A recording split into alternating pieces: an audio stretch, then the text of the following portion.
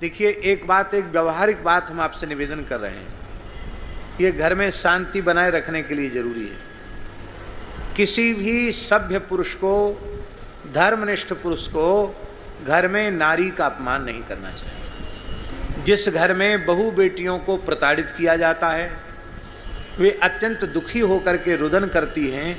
महाराज जी, पुराणों में लिखा है, देवता उस घर की पूजा स्वीकार नहीं करते हैं, पितृगण उस घर का श्राद्ध स्वीकार नहीं करते हैं, लक्ष्मी जी उस घर को छोड़कर चली जाती हैं, उस घर में कलह का, दरिद्रता का निवास हो जाता है।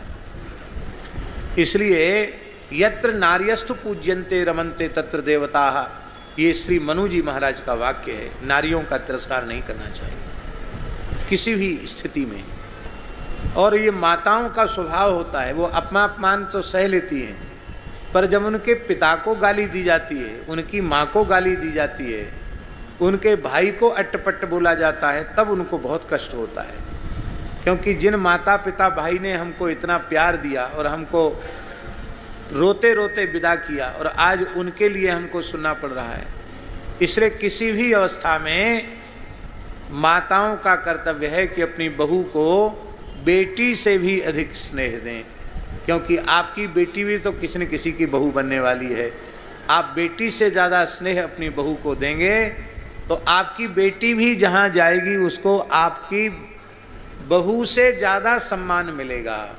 और आप अपनी बहू का आदर नहीं करेंगे तो आपकी बेटी भी कहीं बहू बनकर जाएगी, उसको भी वही तिरस्कार भोगना पड़ेगा।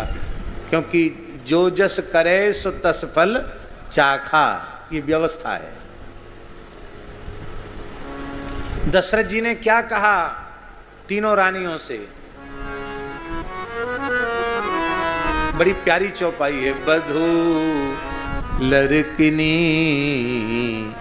पर घर आई, राखियू नयन पुतरी की नाई। लड़किनी छोटी छोटी बच्ची हैं, यहाँ आई हैं। कौशल्या, कैकेयी, सुमित्रा, इनको ऐसा प्यार देना जैसे पलकों के ये पलकें नेत्रों की सुरक्षा करती हैं, ऐसी इन बहुओं को प्यार देना, इनकी सुरक्षा करना।